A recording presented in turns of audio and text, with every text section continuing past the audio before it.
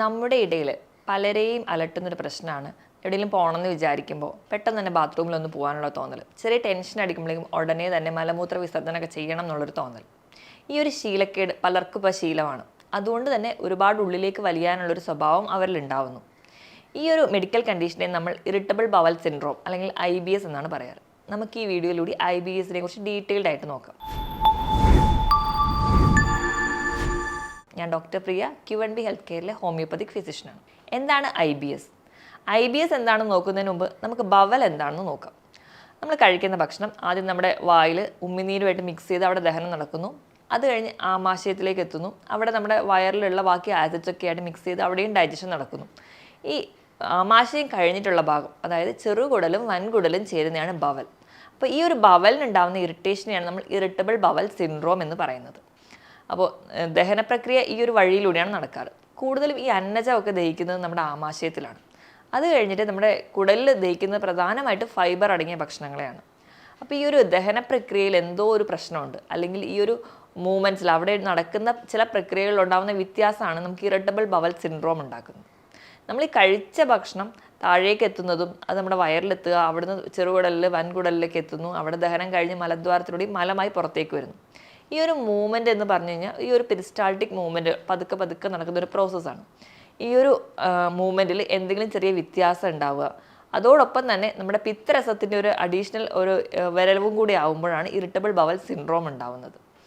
അപ്പോൾ ഈ ഒരു IBS എന്ന് പറയുന്ന രോഗം പലർക്കും പല രീതിയിലാണ് പ്രസൻറ്റ് ചെയ്യുക. ചിലർക്കത് ഡയേറി അല്ലെങ്കിൽ വയറിളക്കമായിട്ട് പ്രസൻറ്റ് ചെയ്യുമ്പോൾ ചിലർക്കത് കോൺസ്റ്റിപ്പേഷൻ അല്ലെങ്കിൽ മലബന്ധമായിട്ട് വരും. ഈ ഒരു മൂവ്മെൻറ്റ് എന്ന് പറയുന്നത് വളരെ സ്പീഡിലാകുമ്പോഴാണ് വയറിളക്കമായിട്ട് പ്രസൻറ്റ് ചെയ്യുക. ഈ ഒരു മൂവ്മെൻറ്റ് വളരെ പതുക്കെ ആകുമ്പോൾ മലബന്ധമായിട്ടും പ്രസൻറ്റ് ചെയ്യും. ഈ ഒരു പ്രശ്നം പ്രധാനമായും കാണുന്നത്, അതായത് IBS പോലെയുള്ള പ്രശ്നം കൂടുതലായിട്ട് നമ്മളെ അലട്ടുന്നതെന്ന് പറഞ്ഞാൽ നമ്മൾ എവിടെയെങ്കിലും പോകാൻ വേണ്ടി നിൽക്കുമ്പോൾ, ഇപ്പോൾ കുട്ടികളുടെ ഒരു കേസൊക്കെ എടുക്കുകയാണെങ്കിൽ സ്കൂളിൽ രാവിലെ പോകാൻ നിൽക്കുമ്പോൾ ഒരു എക്സാമൊക്കെ ഉള്ളൊരു ദിവസമാണെങ്കിൽ രാവിലെ 2-3 തവണ ബ്രേക്ക്ഫാസ്റ്റിന് ശേഷം ടോയ്ലറ്റിൽ പോകാം. കുറച്ചുകൂടി മുതിർന്നവരാകുമ്പോൾ അല്ലെങ്കിൽ ഓഫീസിൽ പോകുന്ന ഒരാളാണെങ്കിൽ വല്ല ബോസുമായിട്ട് എന്തെങ്കിലും ഒരു മീറ്റിംഗ് ഒക്കെ ഉള്ള ദിവസമാണെങ്കിൽ അവർക്ക് രാവിലെ ബ്രേക്ക്ഫാസ്റ്റ് കഴിഞ്ഞ ഉടനെ ഒരുപാട് തവണ വയറ്റ് ചെയ്ത് പോകാനുള്ളൊരു തോന്നലുണ്ടാവുക. പോയിരുന്നു കഴിഞ്ഞാൽ വേണ്ട രീതിയിൽ അതൊരു തൃപ്തികരമല്ലാത്ത രീതിയിലായിരിക്കും പോയിട്ടുണ്ടാവുക. അതുകൊണ്ട് ഇടയ്ക്കിടയ്ക്ക് പോകണം എന്നുള്ളൊരു തോന്നൽ. പിന്നെ ഈ ഒരു ടെൻഷൻ കാരണമാണ് കൂടുതലും ഈ ഒരു കംപ്ലയിൻറ്റ് കണ്ടുവരുന്നത്. ഇനി IBSൻ്റെ ലക്ഷണങ്ങൾ എന്തൊക്കെയാണെന്ന് നോക്കാം. IBS എന്ന് പറയുമ്പോൾ നമ്മുടെ വയറും നമ്മുടെ തലച്ചോറുമായിട്ട് എന്തോ ഒരു റിലേറ്റഡ് ആയിട്ടുള്ളൊരു കണ്ടീഷനാണെന്ന് നമുക്ക് എല്ലാവർക്കും അറിയാം. അതുകൊണ്ടാണല്ലോ നമുക്ക് എന്തെങ്കിലും ടെൻഷനോ അല്ലെങ്കിൽ നമ്മൾ എവിടെയെങ്കിലും യാത്ര പോകണം എന്നൊക്കെ നമ്മുടെ മനസ്സിൽ ഫിക്സ് ചെയ്യുമ്പോൾ തൊട്ട് നമുക്ക് ഈ ഒരു കണ്ടീഷൻസ് ഉണ്ടാവുന്നത്. എപ്പോഴും അറിയാം, നമ്മുടെ തലച്ചോറാണ് നമ്മുടെ ശരീരത്തിലെ ഓരോ ഗ്രന്ഥിനെ അല്ലെങ്കിൽ ഓരോ ശരീരത്തിലെ ഓരോ കോശങ്ങളെയും നിയന്ത്രിക്കുന്നത്. അപ്പോൾ നമ്മുടെ വയറും നമ്മുടെ തലച്ചോറും തമ്മിൽ ബന്ധിപ്പിക്കുന്ന നാഡികളുണ്ട്. നമ്മളതിനെ എൻഡറിക് നെർവസ് സിസ്റ്റം എന്ന് പറയും. അതിലൊരു പ്രധാന പങ്ക് വഹിക്കുന്ന ഒരാളാണ് വാഗസ് നെർവ് അല്ലെങ്കിൽ വാഗസ് നാഡികൾ. ഈ ഒരു നാഡിയുടെ പ്രവർത്തനം മൂലമാണ് നമ്മുടെ വയറിൽ എന്തെങ്കിലും ഒരു ഇറിറ്റേഷൻ ഉണ്ടെങ്കിൽ നമുക്ക് വേഗം നമ്മുടെ തലയിൽ ബാധിക്കുന്നത്. ഇപ്പം നമുക്ക് ഒരു ഗ്യാസ് കയറിയ ഒരു ബുദ്ധിമുട്ടാണെങ്കിലും നമുക്ക് വേഗം തന്നെ തലയ്ക്ക് വേദന വരാറുണ്ട്, അല്ലെങ്കിൽ ഓക്കാനം, ഛർദ്ദിൽ പോലെയുള്ള ബുദ്ധിമുട്ടുകൾ ഉണ്ടാവാറുണ്ട്. ഇതുപോലെ തന്നെയാണ് നമുക്കൊരു മലബന്ധമുള്ള ഒരു ആളാണെങ്കിൽ ആ വയറ്റിൽ നിന്ന് അത് പോവാത്തത് കൊണ്ട് അതും നമുക്ക് മെൻ്റലി അല്ലെങ്കിൽ നമ്മുടെ തലയുമായിട്ട് ഭയങ്കര റിലേറ്റഡ് ആയിട്ട് നമുക്ക് തലയ്ക്കൊരു മന്ദത അല്ലെങ്കിൽ തലവേദന, ഭയങ്കര ഒരു ഇറിറ്റേഷൻ തോന്നാറുണ്ട്. അപ്പോൾ ഇങ്ങനെ തന്നെയാണ് നമ്മുടെ ഇറിറ്റബിൾ ബവൽ സിൻഡ്രോത്തിൻ്റെ കേസ്.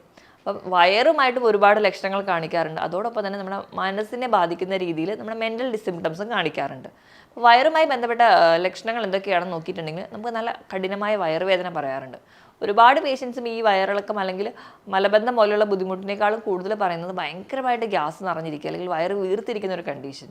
വയറെന്തോ ഇപ്പോൾ പൊട്ടുന്ന പോലെ അത്ര രീതിയിലായിരിക്കും ഗ്യാസ് ഉണ്ടാവുക. അത് ചിലർക്ക് ഏമ്പക്കമായിട്ട് പോകും, ചിലർക്ക് കീഴ്വായുമായിട്ട് പോകും. ഇങ്ങനെ ഗ്യാസ് നിറഞ്ഞിരിക്കുന്നതുകൊണ്ട് തന്നെ നല്ല കഠിനമായ വയറുവേദന വരും. ഈ പറഞ്ഞതുപോലെ മലബന്ധമായിട്ട് ചിലർക്ക് പ്രസൻറ്റ് ചെയ്യുന്നേക്കാം, ചിലർക്ക് വയറിളക്കമായിട്ട് പ്രസൻറ്റ് ചെയ്യുന്നത് കാണാം. കണ്ടിന്യൂസ് ആയിട്ട് ഇങ്ങനെ വയറിളക്കവും മലബന്ധവും ഇതൊക്കെ മാറി മാറി വരുന്ന ഒരു കണ്ടീഷൻസിൽ, ഇത് കൂടുതലായിട്ട് ഇറിറ്റേറ്റ് വരുന്ന ഒരു കണ്ടീഷൻസിൽ അത് വീണ്ടും പൈൽസ് അല്ലെങ്കിൽ മൂലക്കുരു പോലെയുള്ള കണ്ടീഷനിലോട്ട് പോകാറുണ്ട്. കൂടുതലും നമുക്ക് ഈ പ്രസൻറ്റ് ചെയ്യുന്നത് ഇങ്ങനെയായിരിക്കും. രാവിലത്തെ ബ്രേക്ക്ഫാസ്റ്റിന് ശേഷം അല്ലെങ്കിൽ പ്രഭാത ഭക്ഷണത്തിന് ശേഷമായിരിക്കും കൂടുതലായിട്ട് ഈ പ്രശ്നം കാണാറ്. അല്ലെങ്കിൽ കൂടുതലും നാരടങ്ങിയ ഭക്ഷണങ്ങളൊക്കെ കഴിച്ചതിന് ശേഷവും ഈ ഇടയ്ക്കിടയ്ക്ക് ബാത്റൂമിൽ പോകണം എന്നുള്ളൊരു തോന്നലുണ്ടാവും. പക്ഷെ അവർ മോഷൻ പാസ് ചെയ്ത് കഴിഞ്ഞാലും അവർക്കൊരു സാറ്റിസ്ഫൈഡ് ആയിരിക്കില്ല, അവർക്ക് വീണ്ടും പോകണം എന്നുള്ളൊരു തോന്നലുണ്ടാവും. അപ്പോൾ അവർ ഫ്രീക്വൻ്റ് ആയിട്ട് ഇങ്ങനെ പോയിക്കൊണ്ടേയിരിക്കും. അങ്ങനെ പോകുന്നതിനോടൊപ്പം മലം പോയാൽ പോലും അല്ലെങ്കിൽ അതിന് ശേഷമായിട്ട് കുറച്ച് കഫം അല്ലെങ്കിൽ മ്യൂക്കസ് ആയിട്ട് ഡിസ്ചാർജ് കൂടി പോകുന്നത് കാണാം. ഇങ്ങനെ ഇടയ്ക്കിടയ്ക്ക് പോകുന്നതുകൊണ്ട് തന്നെ ആ മലബാരത്തിൻ്റെ ചുറ്റും ഉണ്ടാകുന്ന ആ ഒരു സ്കിൻ ഭയങ്കര ഇറിറ്റേറ്റഡ് ആയിരിക്കും. അവിടെ ഭയങ്കര ഇച്ചിങ് അങ്ങനത്തെ ബുദ്ധിമുട്ടുകളൊക്കെ പ്രസൻറ്റ് ചെയ്യാറുണ്ട്. ഇതാണ് കൂടുതലും ആമാശയ സംബന്ധമായിട്ട് അല്ലെങ്കിൽ നമ്മുടെ ബവലുമായി റിലേറ്റഡ് ആയിട്ടുള്ള സിംറ്റംസ്. ഇനി ഇതല്ലാതെ തന്നെ നമുക്ക് മാനസികമായിട്ടും ഭയങ്കരമായിട്ട് ഇവരിൽ സിംറ്റംസ് കാണിക്കാറുണ്ട്. ഇറിറ്റബിൾ ബവൽ സിൻഡ്രോം ഉള്ള ഒരു കേസ് വന്നിട്ടുണ്ടെങ്കിൽ നമ്മൾ മെഡിസിൻസ് ഒക്കെ കൊടുത്തു കഴിഞ്ഞാൽ ചിലപ്പോൾ അവരുടെ ആ ഒരു സിവിയറിറ്റി നോക്കിയിട്ട് ചിലപ്പോൾ നമ്മൾ കൗൺസിലിങ്ങിന് വരെ അഡ്വൈസ് ചെയ്യാറുണ്ട്.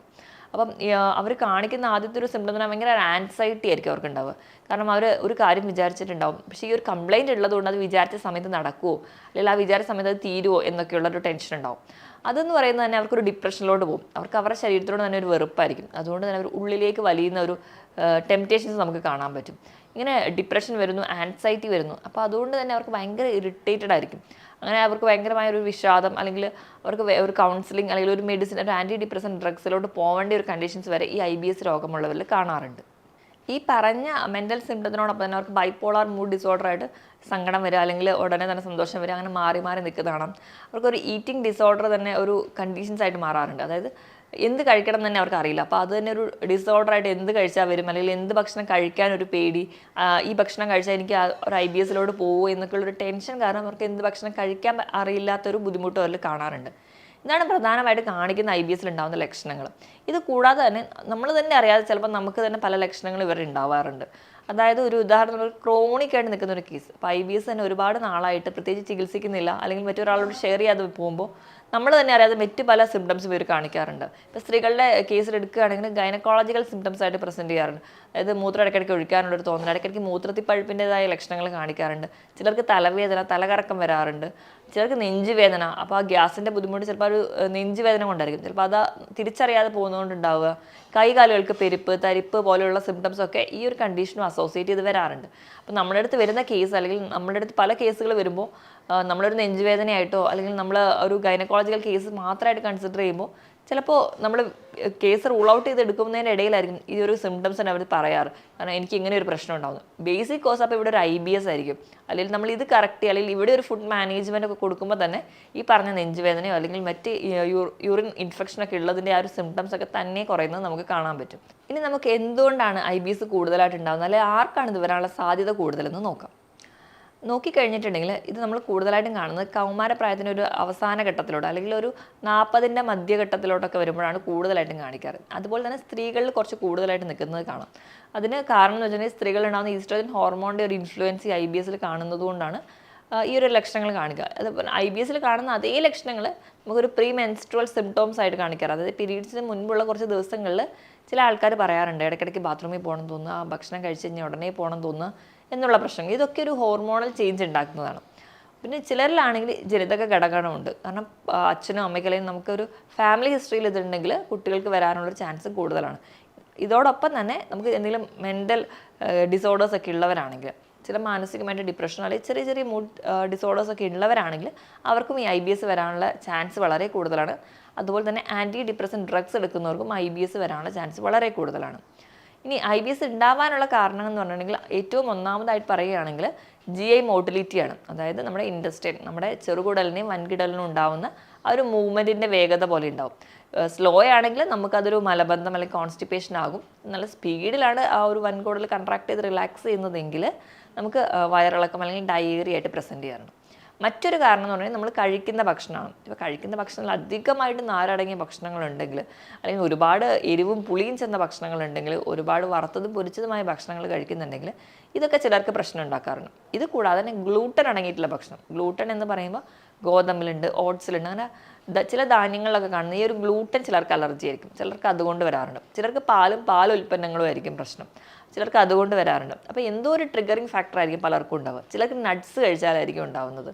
അപ്പം ഈ ഒരു കാരണം എന്ന് പറഞ്ഞാൽ ആൾക്കാരനുസരിച്ച് വ്യത്യാസപ്പെട്ടിരിക്കും. നമുക്ക് റെക്കറൻ്റ് ആയിട്ട് വരുന്നുണ്ടെങ്കിൽ അല്ലെങ്കിൽ IBSൻ്റെ ഈ ലക്ഷണങ്ങൾ നമുക്ക് റെക്കറൻ്റ് ആയിട്ട് വരുന്നുണ്ടെങ്കിൽ നമ്മൾ തന്നെ നോട്ട് ഡൗൺ ചെയ്യുക. എന്തുകൊണ്ടാണ്, അല്ലെങ്കിൽ ആ ഒരു ദിവസം കഴിച്ച ഭക്ഷണം എന്താണെന്ന് നോട്ട് ഡൗൺ ചെയ്തിട്ട് നമ്മൾ തന്നെ ആ ട്രിഗറിങ് ഫാക്ടർ കണ്ടുപിടിക്കണം. എങ്കിൽ മാത്രമേ നമുക്ക് ആ ഒരു കണ്ടീഷനെ കംപ്ലീറ്റ് ആയിട്ട് മാറ്റാൻ പറ്റുള്ളൂ. ഇനി നമുക്ക് എന്തൊക്കെയാണ് IBSൻ്റെ സങ്കീർണതകൾ അല്ലെങ്കിൽ കോംപ്ലിക്കേഷൻസ് ഒന്ന് നോക്കാം. അപ്പം ആദ്യം തന്നെ നമ്മൾ ഈ കഴിക്കുന്ന ഭക്ഷണമൊന്നും പ്രോപ്പറായിട്ട് നമ്മുടെ ശരീരത്തിൽ പിടിക്കുന്നില്ല. നമ്മൾ നല്ലപോലെ ഭക്ഷണം കഴിച്ചാലും നമുക്ക് വേണ്ട രീതിയിലൊന്നും പോഷകം കിട്ടാതെ വരുന്നു. അതുകൊണ്ട് നമുക്ക് വിളർച്ച അല്ലെങ്കിൽ അനീമിയ പോലെയുള്ള കണ്ടീഷൻസ് ഉണ്ടാവാം. അതുപോലെ തന്നെ മറ്റ് പല വൈറ്റമിൻസിൻ്റെയും ഒക്കെ അഭാവം കാരണം പല ഡെഫിഷ്യൻസി ഡിസോർഡേഴ്സും നമ്മളിൽ കാണാറുണ്ട്. ഇനി ഇത് കൂടാതെ ചിലർക്കാണെങ്കിൽ ഭയങ്കരമായിട്ടുള്ള ഗ്യാസിൻ്റെ ബുദ്ധിമുട്ട്, ഗ്യാസ് ട്രബിൾ വരാറുണ്ട്, വയറുവേദന, മലബന്ധം, അങ്ങനെ മലബന്ധം കണ്ടിന്യൂസ് ആയിട്ട് നിൽക്കുന്നതുകൊണ്ട് അർസിസ് അല്ലെങ്കിൽ മൂലക്കുരുവിൻ്റെ അസുഖങ്ങളൊക്കെ വരാറുണ്ട്. ഇനി ഇത് കഴിഞ്ഞ് കഴിഞ്ഞാൽ നമ്മളൊരു ലൈഫിലോട്ട് കയറി കഴിഞ്ഞാൽ അല്ലെങ്കിൽ ഒരു ജോലിയിലോട്ട് കയറി കഴിഞ്ഞാൽ കറക്റ്റായിട്ട് അതൊന്നും പ്രോപ്പറായിട്ട് ചെയ്യാൻ പറ്റാതെ വരും. അപ്പോൾ അവർക്ക് കൃത്യമായിട്ട് ഒരു റുട്ടീൻ നടക്കുന്നില്ല, അവരുടെ ജോലിയിൽ കൃത്യമായിട്ട് ചെയ്യാൻ പറ്റാതെ വരും. അത് അവരുടെ ബാക്കി ലൈഫിനെയൊക്കെ ബാധിക്കുന്നത് കാണും. ഇതോടൊപ്പം തന്നെ മെൻ്റൽ സിംറ്റംസ് ഉള്ളതുകൊണ്ട് അവർ ആൻറ്റി ഡിപ്രസൻ ഡ്രഗ്സിലേക്ക് പോകേണ്ടിയെന്ന് വരാറുണ്ട്. അപ്പോൾ നമ്മൾ ചെറിയ പ്രായത്തിൽ ഇതൊക്കെ ഒന്ന് ചികിത്സിച്ചാൽ നമുക്ക് ഈസി ആയിട്ട് മാനേജ് ചെയ്യാം. ഇനി നമുക്ക് മാനേജ്മെൻറ്റ് സൈഡിലോട്ട് പോകാം. മാനേജ്മെൻറ്റ് സൈഡിലോട്ട് പോകുമ്പോൾ നമ്മൾ പറഞ്ഞല്ലോ, ഇറിറ്റബിൾ ബവൽ സിൻഡ്രോം എന്ന് പറയുന്നത് ചിലർക്ക് കോൺസ്റ്റിപ്പേഷൻ അല്ലെങ്കിൽ ചിലർക്ക് ഡയേറിയ ആയിട്ട് പ്രസൻറ്റ് ചെയ്യാം. ഇപ്പോൾ ഡയേറിയാണ് അല്ലെങ്കിൽ വയറിളക്കമായിട്ട് പ്രസൻറ്റ് ചെയ്യുന്ന ഒരു രോഗിയാണെങ്കിൽ അവരെടുക്കുന്ന ഫുഡ് എന്ന് പറഞ്ഞിട്ടുണ്ടെങ്കിൽ നല്ലപോലെ ഫ്രൂട്ട്സൊക്കെ കഴിക്കുക, ലൈറ്റ് ആയിട്ടുള്ള ഭക്ഷണങ്ങൾ കഴിക്കുക, കൂടുതലും സോലബിൾ ഫൈബർ അടങ്ങിയിട്ടുള്ള ഭക്ഷണം കഴിക്കുക. അതിന് വേണ്ടിയിട്ട് നിങ്ങൾക്ക് വൈറ്റമിൻ സി അടങ്ങിയിട്ടുള്ള അധികം പൊളിയില്ലാത്തതായ ഫ്രൂട്ട്സുകൾ കഴിക്കാം. മറ്റ് പഴവർഗ്ഗങ്ങളൊക്കെ നിങ്ങൾക്ക് ധാരാളമായി കഴിക്കാം. ഇനി ഇപ്പം മലബന്ധം പോലെയുള്ള ബുദ്ധിമുട്ടാണെങ്കിൽ നിങ്ങൾ കഴിക്കേണ്ടത് കൂടുതലും ഇൻസോലബിൾ ഫൈബർ അടങ്ങിയ ഭക്ഷണങ്ങളാണ്. അപ്പോൾ നിങ്ങൾക്ക് ധാന്യങ്ങളും കൂടുതലും പച്ചക്കറികളൊക്കെ ഉൾപ്പെടുത്താവുന്നതാണ്. ഇപ്പം ബീൻസ്, ക്യാരറ്റ്, അതുപോലെ തന്നെ മറ്റെല്ലാ ധാന്യങ്ങളും തവിടോട് കൂടി തന്നെ കഴിക്കുകയാണെങ്കിൽ IBS രോഗത്തിൽ കോൺസ്റ്റിപ്പേഷനാണ് നിങ്ങൾക്ക് ഒരു പരിധി വരെ കുറയ്ക്കാൻ പറ്റും. ഇനി നമ്മൾ ശ്രദ്ധിക്കേണ്ടതെന്ന് വെച്ചിട്ടുണ്ടെങ്കിൽ നമ്മൾ കഴിക്കുന്ന ഭക്ഷണം ഒറ്റയടിക്ക് ഒരു വലിയ എമൗണ്ട് കഴിക്കാതെ അത് ഡിവൈഡ് ചെയ്ത് കഴിക്കും. പല പല തവണയായിട്ട് ചെറിയ ചെറിയ അളവിൽ കഴിക്കാൻ വേണ്ടി ശ്രദ്ധിക്കുക. ഇപ്പോൾ നമ്മൾ ഫ്രൂട്ട്സൊക്കെ കഴിക്കുമ്പം എല്ലാ രോഗത്തിനും നമ്മൾ പറയാറുണ്ട് ഫ്രൂട്ട്സ് കട്ട് ചെയ്ത് കഴിക്കാവുള്ളൂ, ഒരിക്കലും അത് ജ്യൂസ് അടിച്ച് കഴിക്കരുത്. പക്ഷേ ഈ ഒരു കേസിൽ നമ്മൾ കട്ട് ചെയ്ത് കഴിക്കുന്നതിനേക്കാളും ഏറ്റവും നല്ലതെന്ന് പറഞ്ഞാൽ ജ്യൂസാക്കി കഴിക്കുന്നതാണ്. കാരണം ഫൈബർ ഇവർക്ക് ഇറിറ്റേഷൻ ഉണ്ടാകുന്നതുകൊണ്ട് മാക്സിമം ഫൈബർ ഒഴിവാക്കി കഴിക്കാൻ വേണ്ടി ശ്രദ്ധിക്കുക. പഞ്ചസാര ഇടാതെ തന്നെ ജ്യൂസാക്കി കഴിക്കുക.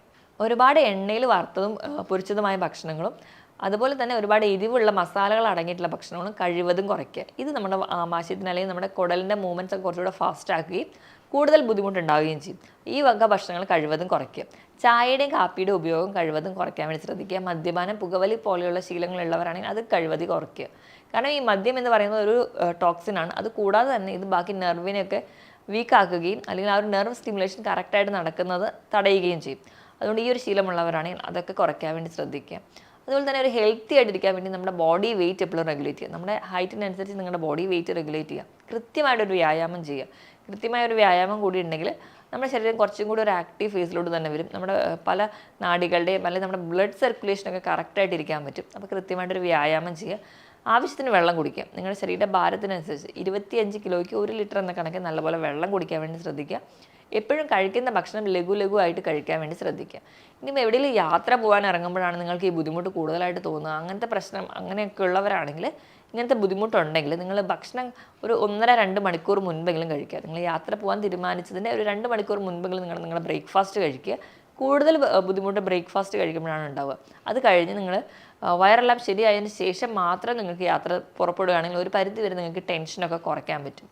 പിന്നെ നമ്മൾ അമിതമായിട്ട് ആൻറ്റിബയോട്ടിക്സ് ഒക്കെ എടുക്കുന്നവരാണെങ്കിൽ, പ്രത്യേകിച്ച് ഡോക്ടറുടെ പ്രിസ്ക്രിപ്ഷൻ ഒന്നും ഇല്ലാതെ ആൻറ്റിബയോട്ടിക്സ് എടുക്കുകയാണെങ്കിൽ അതിൻ്റെ ഭാഗമായിട്ട് നമ്മുടെ വൻകുടലിലും ചെറുകുടലിലും ഉണ്ടാകുന്ന നമുക്ക് ആരോഗ്യത്തിന് സപ്പോർട്ട് ചെയ്യുന്ന ഒരുപാട് ബാക്ടീരിയ ഉണ്ട്. അവ നശിക്കാനിടയാവും. ഇനി ഈ ബാക്ടീരിയൽ ഗ്രോത്ത് നശിക്കുന്നതിൻ്റെ ഭാഗമായിട്ട് നമുക്ക് IBS പോലെയുള്ള രോഗങ്ങളുണ്ടാവും. ഒരു പരിധി വരെ IBSനെ തടയാൻ സഹായിക്കുന്നവരെയാണ് ഈ ബാക്ടീരിയ അല്ലെങ്കിൽ ഈ ഒരു മൈക്രോ ഓർഗാനിസം എന്ന് പറയുന്നത്. അപ്പം ഈ ഒരു ബാക്ടീരിയൽ ഗ്രോത്ത് ഫ്ലറിഷ് ചെയ്യാൻ വേണ്ടിയിട്ട് നമുക്ക് ധാരാളം പ്രോബയോട്ടിക്സ് കഴിക്കാം. എപ്പോഴും പുളിയില്ലാത്ത തൈര് തിരഞ്ഞെടുക്കാൻ വേണ്ടി ശ്രദ്ധിക്കാം. ഇപ്പോൾ ഈ തൈരൊക്കെ കഴിച്ചാലും വലിയ ബുദ്ധിമുട്ടൊന്നും ഇല്ല എന്നുള്ളവരാണെങ്കിൽ നിങ്ങൾക്ക് സ്ഥിരമായിട്ട് അല്ലെങ്കിൽ ആഴ്ചയിൽ 2-3 ദിവസമെങ്കിലും തൈര് ഉച്ചഭക്ഷണത്തിനോട് കൂടെ കഴിക്കാവുന്നതാണ്. ഇനിയിപ്പം തൈര് കഴിച്ചാൽ ബുദ്ധിമുട്ടുള്ളവരാണെങ്കിൽ ഒരു ഡോക്ടറുടെ കൺസൾട്ടേഷൻ എടുത്തിട്ട് പ്രോബയോട്ടിക്കിൻ്റെ ടാബ്ലറ്റ്സ് കൃത്യമായിട്ട് കഴിക്കുക. അങ്ങനെയാണെങ്കിൽ നമ്മുടെ ബാക്ടീരിയൽ ഗ്രോത്ത് ഒക്കെ കറക്റ്റായിട്ട് ഉണ്ടാവുകയും ചെയ്യും. അത് നിങ്ങൾക്ക് ഒരു പരിധി വരെയൊക്കെ ഈ ഒരു IBSൻ്റെ പ്രശ്നങ്ങൾ കുറയുന്നതായിട്ട് കാണാം. ഞാൻ ഈ പറഞ്ഞ കാര്യത്തിൽ എന്തെങ്കിലുമൊക്കെ ഡൗട്ട് ഉണ്ടെങ്കിൽ നിങ്ങൾ താഴെ കാണുന്ന നമ്പറിൽ കോൺടാക്ട് ചെയ്യുക. മറ്റൊരു ഹെൽത്ത് ടോപ്പിക്കുമായിട്ട് വീണ്ടും കാണുന്നതുവരെ നന്ദി.